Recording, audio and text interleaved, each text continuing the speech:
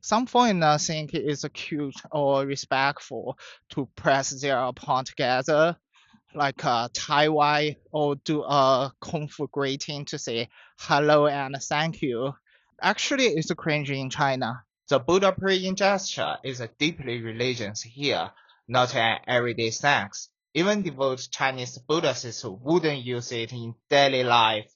It's reserved for temple or very formal ritual. If you do it after someone has your coffee, or just confuse them. For the classic kung fu greeting you have seen in movie, that's a pure cinema. I have lived my whole life in China and never used it once. Even real martial arts don't bother. It's way too theoretical. If you whip out on the street, locals might look at you like you are a dancing monkey at the zoo, amused but baffled.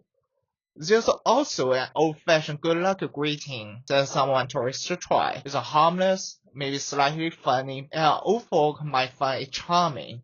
Just keep in mind, do it when greeting, not when leaving. Otherwise, it's like saying hello while walking out the door. Some foreigner a handshaking machine, offering their hands to taxi driver, writer, and street vendor. In China, a handshake is quite formal. It's fine for business meeting someone you deeply respect, but on the street or at a noodle store, it's awkward and puts pressure on the other person to respond. Unless a Chinese person offers first, just skip it. A nod, a smile, or a slight bow, like the Japanese do, is a perfect fine. Just trust me, no one will think you are rude. Actually, forcing a handshake is will make you look clueless. Sure, everyone have a different taste and it's not cool to mocking people's fashion. But here's a gentle tip. Don't buy such a cheap shirt. Plus with a Chinese dragon, phoenix, or the Great Wall, especially from store around the attraction. Most of the locals think those designs are tacky. Chinese culture respects dragon and phoenix as an imperial symbol. Wearing them around like a cartoon mascot feels silly. And this shirt are usually overpriced junk that won't survive 2 washes. Yeah, maybe you're not worried about Chinese taste, but at least worry about your wallet. They are simply not worth it. Fancy yourself an art businessman supporting hidden treasure at Beijing's antique market like a Liulichang. Sorry to bust your bubble. Those hundreds of years ago relics sold for some are all fakes. Even expensive ones are usually clever copy. Actually, there are a whole industry in China dedicated to producing fake antiques. The skill of this fake craftsman is impressive. Don't underestimate. So please don't think you will be the luck genius. Snag a genuine mean vest on your first trip here. Better to just join the market vibe and buy something you know is a souvenir. I know some foreigners carefully try their noodle on forks or chopsticks to avoid making sound. In China, splatting is not rude. In fact, it's no big deal at all. We don't mind a bit of enthusiastic slapping. Twisting noodle around and gently nubbing them just makes you stand out more. It's almost like putting on a show. So relax, stop overthinking it, and just eat the noodle like we do. You might see some elderly Chinese women and men dancing together on the public square. It's awesome and fun to watch.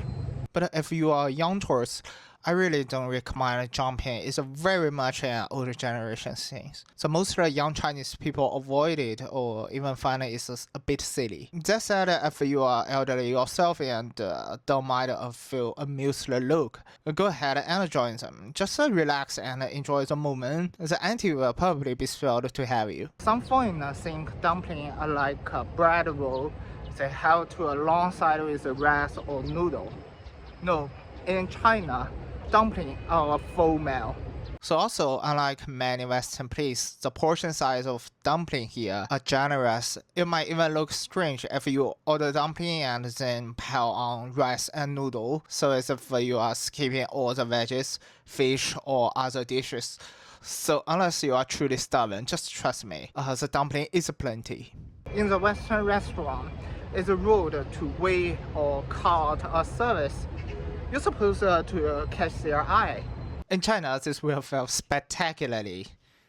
The waiter might even avoid looking at you. They worry you will think they are staring. It's completely normal here to wave your hand or say 服务员 to get service. And please, don't stare at female staff hoping they will come over. That's actually pretty creepy here. In some hot spot restaurant, you will find a hot spot sauce bar with a 10 plus type of sauce on it. Some tourists make everything together in one bowl, like it's a chemistry lab. The local will politely watch and wonder what us you are doing. I remember once at a hot pot buffet, I saw a foreigner grab literally every sauce and stir it all into one huge swab. But Chinese people nearby just quietly watched. Not sure if we were witnessing a Coke experiment or a circus act. Everyone smiled politely, but nobody could figure out why he did that. So take it from me, pick 2 or 3 sauce and you will actually enjoy the taste, and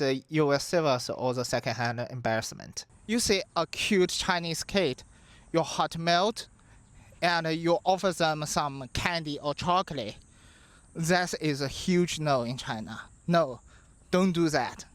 Chinese parents are hyperprotective and children are taught never to take food from strangers. Offering snacks might make parents suspicious for your intentions. They won't judge your character, but they definitely won't trust you.